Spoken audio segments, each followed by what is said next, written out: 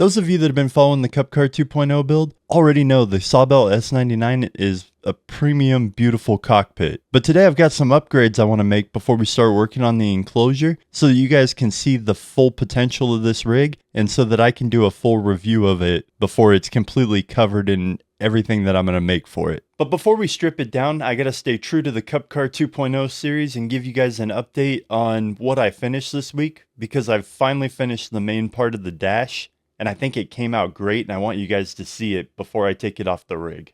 Now, the last time you guys saw the dash, I had just finished getting the carbon fiber wrap done and getting the lower suede done, and it looked really good, but it still needed a button box. And this week I've been working on getting the button box just right, and I think it came out fantastic. I was also able to get the left start button wired up and flushed into the dash, so that looks really good. And overall, I just feel really good about where the dash is at right now, and I'm ready to move on to building the new roof. But before we get to that, I want to get this new Sabelt gear on so I can do a full review for you guys. And if you guys like what you see, Sabelt's doing something extra special for the Cup Car 2.0 and third wheel exclusive fans. They've never done this before, and you guys aren't going to find this deal anywhere else. It's exclusive to third wheel exclusive, but they're letting me offer 10% off all sim racing gear at sabeltamerica.com.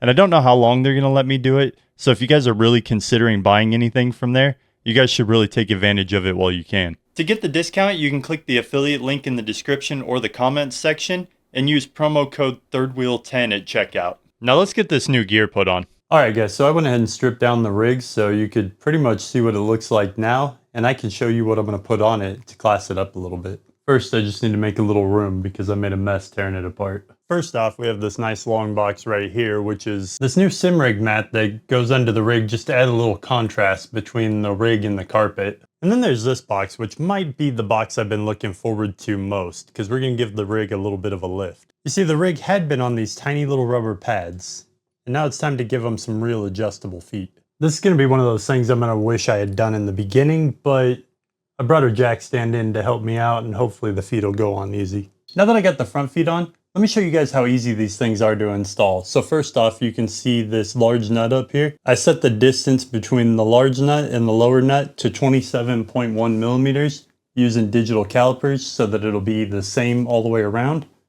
And then it's just one T-nut into the bottom of the rig, and you can see the one bolt that it needs to bolt onto the rig. Honestly, the hardest part of this whole thing is just lifting the rig onto the jack stand, which you won't have to do if you buy the feet and put them on as you built the rig. So I really regret saying that things were going smoothly, and they really did with all the Sabelt gear. The two problems I really had was I decided to add an extra bar for the butt kicker underneath, which ended up becoming a process. And then just cable management. I need to get some more wire loom and do a bit more work with cable management. But as you guys can see, I added the new floor mat. We got some feet on the rig. And we now have a spot to mount the PC. You can see the wires go right through. It's perfect for cable management. Might want to go with like a blacked out PC at this point because obviously I don't really want the light or anything from the PC coming down. And I mean, it will have a roof most of the time, but for the times where it doesn't, I would rather have like a smaller, more compact, cleaner looking PC.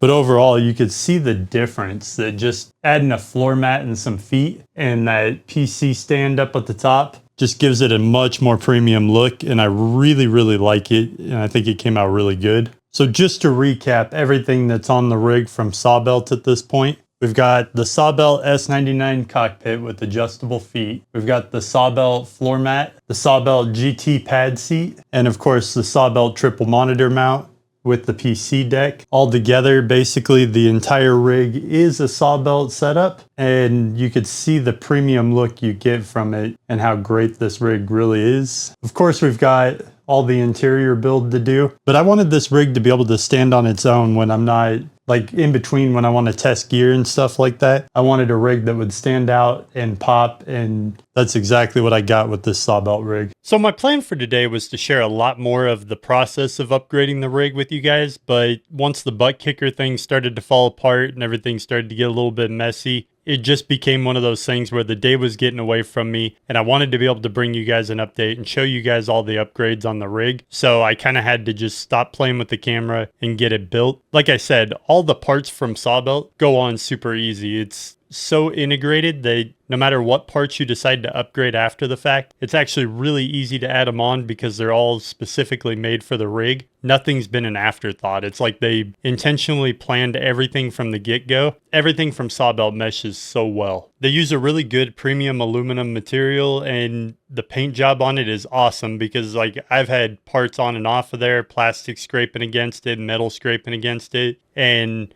anything that happens with it, you could pretty much just wipe right off. Like, it doesn't really scratch easy. It's really durable. And just another thing that I've really loved about this rig is being able to bolt on all the things that I love to put on the rig and then take them back off and have it look just as clean as it did before. Since the video where I originally built the rig, the GT pad seat's broken in and it is insanely comfortable. Those foam pads feel great. Like, Sabelt just makes a really good foam and it's really comfortable, and I'm really enjoying the seat. As far as the overall rig and Sabelt gear goes, I personally could praise it all day long, but I don't expect you guys to just take my word for it. If you guys are looking for a premium sim racing cockpit, do your research, see what's out there, see what you like best, and make an informed decision. Don't just take one YouTube review and think of it as a fact or as if it's like the end all be all. And I know most of you wouldn't do that anyways, but I'm just throwing it out there. If you guys are interested in getting anything from Sabelt, again, check out the affiliate link. I also want to remind you guys that there's 1 week left to enter for the CNC machine giveaway.